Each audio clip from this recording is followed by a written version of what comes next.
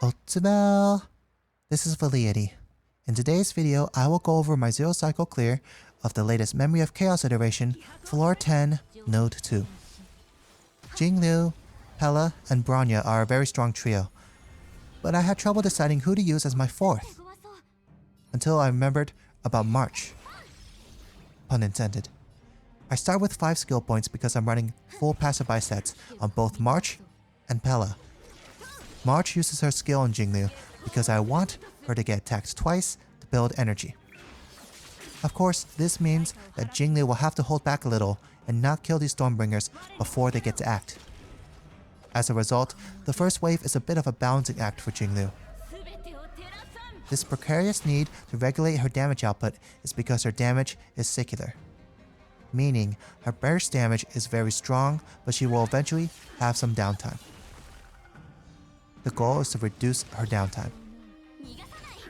Just as planned, Jingliu gets attacked twice and builds up energy. This energy gain will be vital in the next wave. March and Pella do basic attacks here to get back some skill points. And Jingliu finishes off the first Stormbringer. I failed many 0 cycle attempts because Jingliu didn't do enough damage here.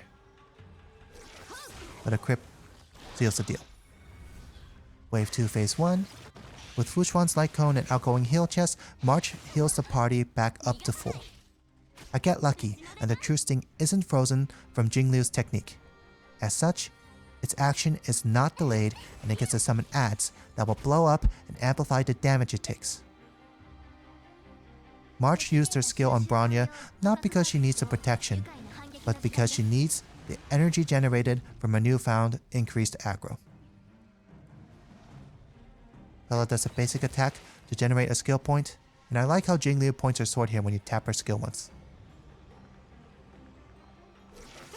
Now she's back in action, Spectral Transmigration.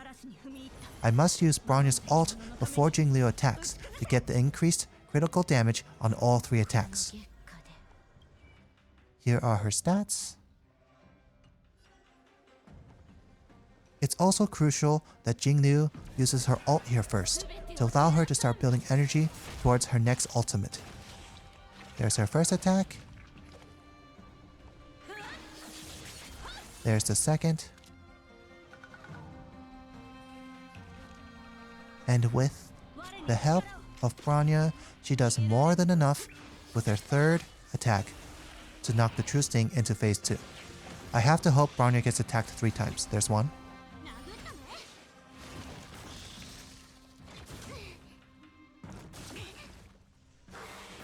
There's 2, that's a freebie. And there's 3. I get lucky at the very end. And I follow up my luck with a bad mistake. A minor mistake, actually. I should have held onto March's ult and used it only after Pella finished her turn. Pella's ult lowers the defense of every mob, allowing March's ult to do more damage.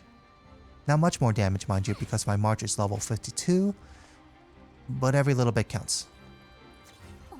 Resolution is a very good light cone on Pella.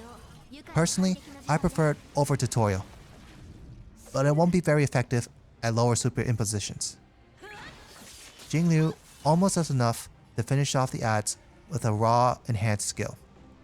If March had ulted after Pella, perhaps she would have been able to. I was really nervous at this time because I wasn't sure Jingliu would do enough to true sting to get the adds to blow up. In fact, I was thinking of attacking an ad here, but thankfully, Jingliu is her. Now usually Jingliu using her ultimate outside of Spectral Transmigration is an error, but in this case, it will bring her back into Spectral Transmigration and grant her 1 last attack. Enough to finish off the true sting. And that's the run. At first I tried Luochao, Fuxuan, Tingyun, and even Lynx. Luochao came the closest, but each time Bronya failed to get attacked enough to gather enough energy to ult a second time. Now, Here is my team. As you can see, my level 52 March isn't very good. And frankly, I'm not using her to the full extent. But I didn't need any freezing for action delaying or any really tanky shields. I just needed her to draw aggro to the right unit at the right time.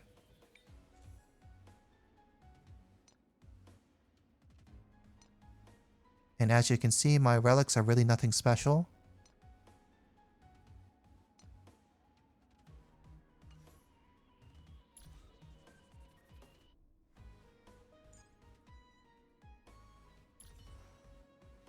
I went with a slow Bronya this time, also known as Sloya. So I stacked up critical damage and gave her plenty of health because she was going to take a lot of hits. And Sloya is when your Bronya is slower than your DPS, but still at or faster than 134 speed, allowing her to grant the DPS 4 turns during the 0 cycle. So these relics are pretty good.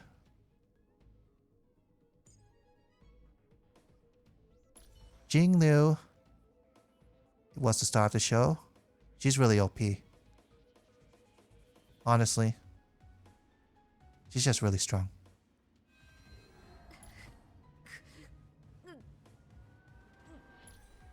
And she was wearing Quantum Set today because I needed to squeeze out as much damage as possible.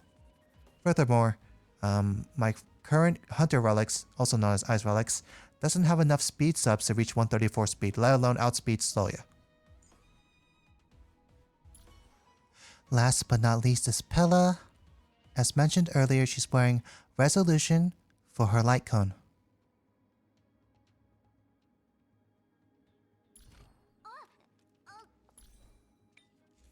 She's using an effect hit rate chest because I was tired of her debuffs missing. It was important to speed tune her after March so that I could have enough skill points at the very end. I'm very proud of this 0 cycle clear and hope you find it helpful for your own clears. Thanks for watching and I'll see you next time.